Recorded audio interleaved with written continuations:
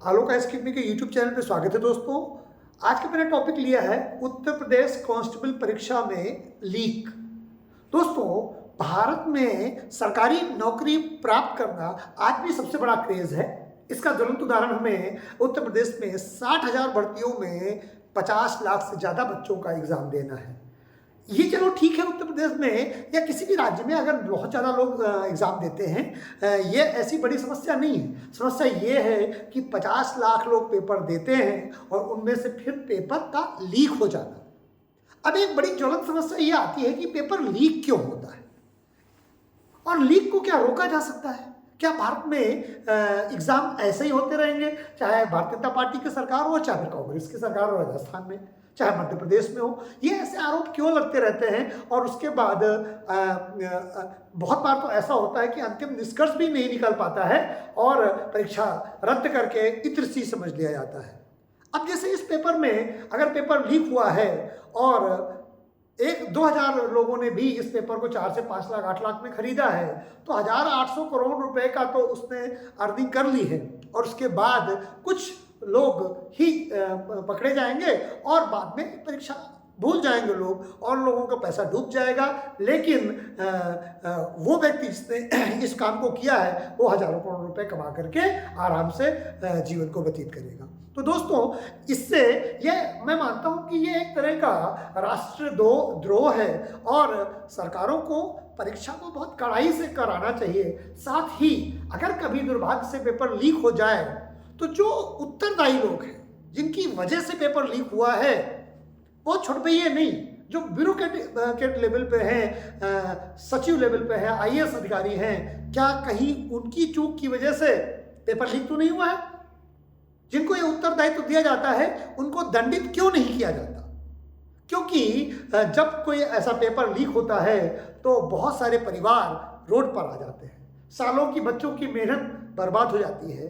क्योंकि मैं भी बच्चों को यूपीएससी की तैयारी कराता हूँ, तो मुझे पता है कि तैयारी में कितना दर्द लगता है। टीचर जो पढ़ाता है उसको भी उस दर्द से गुजरना पड़ता है, अगर वो वास्तविक टीचर है। उसके साथ साथ जो विद्यार्थी है उसे कितने दर्द से गुजरना पड़ता है, उसके पूरे परिवार को कितने दर्द से गुजरना पड़ता है, वो परिवार ही जानता है। आज 50 लाख बच्चों ने पेपर दिया है उत्तर प्रदेश में, तो 50 लाख परिवारों को लगभग दर्द है। हालांकि दर्द उनको भी होगा जिन्होंने पैसे दिया है, उनका तो पैसा भी गया और उम्मीद है कि ये पेपर तो सरकार कैंसिल ही करेगी, उसे करना पड़ेगा और करना चाहिए भी। हालांकि इसके लिए जो जांच की प्रक्रिया है वो जांच की प्रक्रिया से गुजरना जरूरी है। जितने भी सबूत इस समय सोशल मीडिया में हैं, अगर वो ऑथेंटिक है, अगर वो सच्चे हैं, तो तो फिर पेपर तो कैंसिल होगा ही। लेकिन बात ये नहीं है कि पेपर लीक हुआ फिर पेपर कैंसिल हुआ, इससे सरकार का रसूख कमजोर होता है। जो पढ़ने वाले बच्चे होते हैं वो डिमोटिवेट होते हैं, डिस्करेज होते हैं। कितने बच्चे तो हो सकता है आत्महत्या के तक कदम उठाने के लिए सोच रहे हो या आने वाले समय में वो ऐसे कदम उठा लें, तो इससे देश की जो प्रतिभा है वो कुंठित होती है। तो सरकार को प्रयास करनी चाहिए कि देश की प्रतिभा के साथ वो कुंठा ना करे, वो ना होने दे। योगी आदित्यनाथ जी के शासन में उन्होंने उत्तर प्रदेश में चौमुखी नियंत्रण किया है, या मैं कहूँ बहुमुखी नियंत्रण किया है। लेकिन पेपर परीक्षा लीक वाले मैटर पर अभी उत्तर प्रदेश सरकार को वो सफलता प्राप्त नहीं हो रही है जो अन्य क्षेत्रों में हुई है।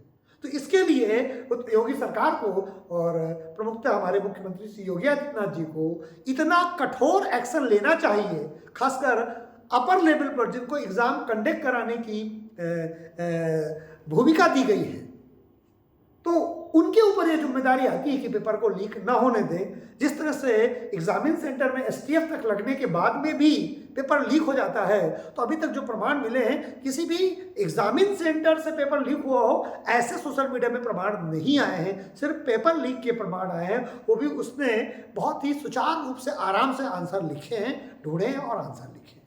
तो इसलिए ये क्योंकि कोई व्यक्ति 150 में से 147 क्वेश्चन पूरा नहीं कर पाता, कई लोगों ने मिल करके आंसर ढूंढ करके गूगल करके कहीं न कहीं इस पेपर को तैयार किया है। तो दोस्तों, जो पेपर लीक का प्रकरण है, कांस्टेबल परीक्षा का हो चाहे आरओ एआरओ का हो, उस पर भी कहीं न कहीं पर जांच चल रही है। तो उत्तर प्रदेश सरकार को, योगी आदित्यनाथ जी को ये काम करना चाहिए कि वो पेपर लीक वाली प्रक्रिया को फुल प्रूफ बनाएं। और हमें उत्तर प्रदेश सरकार से, योगी आदित्यनाथ जी से ये पूरा भरोसा है कि वो अब संभवतः ये अंतिम लीक प्रकरण हो। जिस तरह से आईएएस की परीक्षा होती है, यूपीएससी परीक्षा को कंडक्ट कराता है इसी देश में, और लगभग वो सिक्योर होती है। अभी तक के इतिहास में शायद 1 या 2 बार ऐसा, शायद मुझे याद आ रहा है कि कभी एक बहुत छोटे लेवल पर इस तरह की घटना हुई, अगर मुझे सही याद है तो। इस पर बता रहा हूँ, लेकिन बहुत रेयर है, और यूपीएससी उसको बहुत जल्दी उसने कवर किया। और यूपीएससी का पेपर 99.999% कभी लीक नहीं होता है। बहुत एक आध बार कभी छोटी मात्रा में हुआ और यूपीएससी ने उस गलती को ठीक किया। तो इसी देश में एक संघ लोक आयोग जैसी कंडक्टिंग बॉडी है, वो पेपर को भारतीय लोगों के लिए, भारत के लोगों के माध्यम से तो एग्जाम कंडक्ट कराती है, वो अमेरिका से तो नहीं लेके आती। तो वहाँ वो कैसे सिक्योर है, और यहाँ पर वो सिक्योर क्यों नहीं है, इस बात पर हमें गहनता से विचार करना चाहिए।